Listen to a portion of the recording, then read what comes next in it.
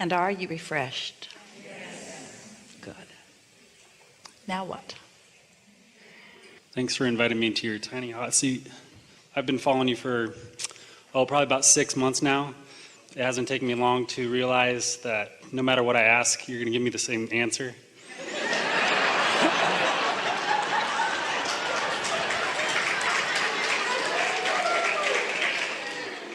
So I'm going to come from a little bit different angle. So growing up, I always thought it was kind of a neat coincidence that I was born 3 years, 3 months, and 3 days after my brother. And I didn't really know what that meant or if it meant anything. But as I've gotten older, it was funny, on my 33rd year in existence, in my 3rd month, 3rd week, and 3rd day, I ran into a video online that kind of led me down this rabbit hole. That kind of led me to you and kind of this broader existence, and that the things that I thought I knew growing up weren't necessarily the case. I guess my question is, what's this pattern of threes that just seems to keep happening in my life? And from what I understand, it has to do with something that's about ready to happen. A little bit I've learned about numerology. Well, you heard us say earlier that your inner being is aware of where you stand in terms of your ability right now to allow. Knows where you stand in relationship to everything that you want, and is calling you through your path of resistance to it. So things that become symbolic to you are particularly valuable to your inner being who's guiding you. For example, Esther has noticed, and it's because this is a symbol to her, that often when somebody makes their transition, a bird will show up, a sort of pesky bird, a sort of insistent bird, who will behave uncharacteristically of their natural behavior. And they punctuate at precise moments thoughts that Esther is having, that this person who has reemerged in a non-physical would like Esther to be aware of. So when Esther, with all of the moving around of her thoughts, will be in the middle of a thought, very often a bird will do something really interesting, like land right next to her, or even on her, or appear at her window and stay there until she thinks, oh, what was I just thinking about? Or dive bomb into the swimming pool for no apparent reason. And so whatever symbols you have come to consciously agree upon, your inner being will use them incessantly to punctuate points. Okay. Because I see number patterns a lot in my life. That's primarily what it is about. Okay. Okay. Play the game, decide that you like 222 or 333 or 444 or 555 or 666, and notice that you wake up at 222 and 333 and 444 and 555 and 666. Whatever agreement you make will be the advantage that your inner being will offer to you. As long as I stay away from 666. No reason to. So it basically has the meaning that I apply to it. It does. Everything does. But that's not to put it down in any way. Sure. That's not to make it unimportant. It's very important. Well, yeah, I've heard that you've said that, this all is very mathematically based. The universe is very numbers based. It is your agreement of understanding. It's your agreement to pay particular attention. In time, you'll be so focused in all moments that you won't need those extra emphasis to make you pay attention. You'll be so tuned to the feeling of your very subtle emotions that you'll have those understandings. But meanwhile, those more bulky, obvious ones will do just fine. Right. So along that path, I kind of started to do a little bit of meditation, just see, hey, let's try it out, let's see what happens. And I had a pretty profound experience the first time I did it, one that just kind of kept the interest alive for sure. And then one day, kind of an odd thing happened where I felt like somebody cracked an egg over my head. And it was a very distinct feeling. And I almost have an energy, or maybe some might say a chakra, has opened up. I don't know exactly what that means. Your interpretation of it is exactly right. And whatever it took for you to interpret it in that way is not so important. Sure. For Esther, we used to use the expression when your passageway opens, and of course that was sort of the bulky, awkward translation that Esther was offering in those days, because it seemed to her that there needed to be some sort of passageway between non-physical and her. Of course there isn't. It's coming to you through every cell in your body. Right. But however you interpret it is however you interpret it, and we'll take whatever way of interpretation you're willing to find. Okay. But for Esther, she had her eyes closed, what she described as a purple vortex with its outer edge far out and its pointed edge right at, just barreled into her head for what felt like 5 minutes. And she felt transformed after that. When she saw the movie Phenomenon, there was a scene in it that was so close to what she'd experienced that she felt like someone must have heard our explanation of it and duplicated it. And then they gave the guy a brain tumor, and so then she was annoyed with it. But the experiences that you have are unique and important, and no two are alike. Sure. Yeah. So along kind of that same path kind of led me down the path of whole chakra thing and Reiki and doing that type of stuff. And so I just went and I tried it out.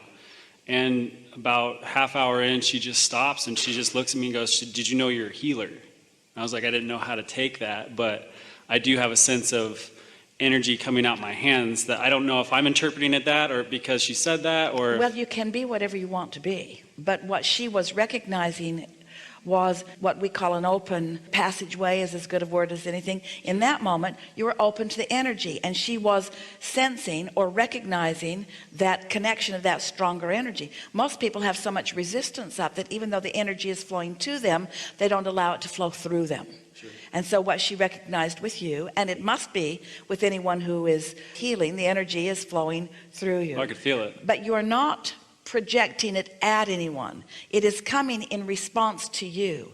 Here's the thing. Everyone has their own passageway. Everyone has their own relationship with the energy.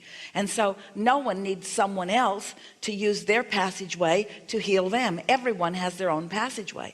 And sometimes healers think, especially in the beginning before they've had some experience, that their job is to receive the energy, let it flow, and then direct it somewhere. But if you open your passageway and direct energy to someone who is not somewhat open in receiving it, you can sort of electrocute yourself, because there's a blowback from that, and because it's not the way that you intended for it to be. But as someone who's open to the energy, you can influence through your steadiness of energy and through the words that flow through you, through your understanding, through your knowing. You can influence them opening their own passageway. They don't need you as a conduit through which the energy will flow. You are an example of a conduit through which the energy flows. Well, and I haven't really tried to obviously heal anybody. I mean, it would have been nice, but I mean, even on myself, you know, as I get younger every day. You are advantage to everyone. When you hold someone as your object of attention while you are in concert with that energy, you are to their advantage. And that would be our definition of healing. So how do I fix my knee? By giving it as little attention as possible and allowing it to do what it naturally will do if you stay out of the way. Because the cork will float unless you hold it under the water. When you hold it under the water, it's not floating, but when you let go of it, it will float. The vibration naturally raises. That sharp pain just brings it right back into existence. But it's not always there. Right. That's the key. It doesn't matter how anything reached the place that it now is, because all of your power is here and now. So if you spend a lot of time trying to figure out how you got here or remembering the steps along the way, then you hold yourself in that vibrational place of resistance. The physical discomfort, any pain that you feel, is just exaggerated emotion. If you've got some resistance and you don't recognize it and do something about focusing in a way that allows the resistance to soften, it will get bigger.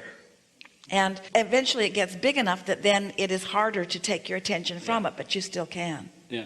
So now apply the conversation about healing to your own self. One day a woman held her hands out to us. She said, "I'm a healer, and look, my hands are blistered. My hands are blistered. So much energy flows through me that it's blistering my hands." And we said, use your healing energy on them. Right. And so straightforward. in the same way that we just said to you that if you tune in, and you do, and the energy flows through you, and it does, and you direct it somewhere and they are not receiving it, that there's a sort of blowback. Their resistance is not receiving the energy that's being projected. You can have a physical sensation or effect from that. And the same thing is happening when the cells of your own body, take everybody else out of the equation, when the cells of your own body are requesting energy for recovery or for rejuvenation, but you've got some thought, some chronic thought that you think that doesn't allow it, then that blowback happens in some specific part of your anatomy. See how it works? Yeah. Yeah. So the feeling of stumbling, or the feeling of not being straightforward, or the feeling of trying too hard, or the feeling of obstacles being in your way, in other words, those kinds of thoughts often represent themselves in that way. The feeling that something is out of your control and you're not able to move forward as effectively as you want to. It's something around that. Right. Right. Yeah.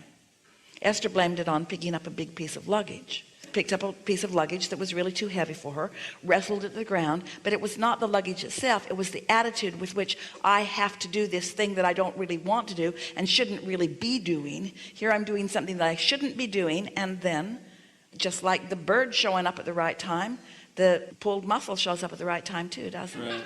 Right. Well, I hesitate to even talk about it because, like you say, the more you talk about it, the lack thereof, the more you magnify it. We are not encouraging you to feel guarded about a discussion that could lead to an understanding. And so sometimes by clarifying what you don't want, you amplify what you do want. There's benefit in that. And your inner being is always calling you forward, and sometimes calling you through discomfort on your way to comfort. In other words, you are where you are, and an acceptance of where you are relative to everything is really beneficial. If you can just accept it rather than judge it, rather than be mad at yourself about it, rather than question it, or rather than resent it, if you can just accept that you are where you are, now what? Now what? Sort of like, we used to tell a story, it's a really good one, of Jerry and Esther traveling from Phoenix on their way to San Diego and getting about halfway on Interstate 8, and there they are in Yuma, and they really didn't want to be in Yuma. And we said they never were so discouraged about being in Yuma instead of San Diego that they got disoriented and went back to Phoenix. Phoenix, Yuma, Phoenix, Yuma. What happened to San Diego? Phoenix, Yuma, Phoenix, Yuma, Phoenix, Yuma.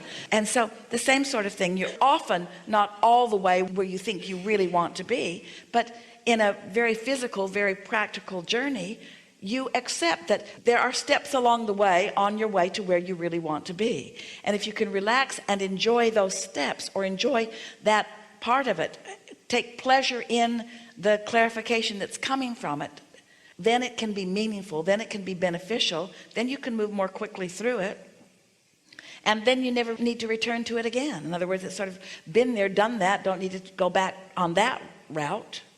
Haven't you done that? Haven't you ever taken a route and said, Jerry had a map of the nation as they were crisscrossing in their monster bus around the nation, and there were places on the map where he had just put big squiggly lines, which meant don't take this route again.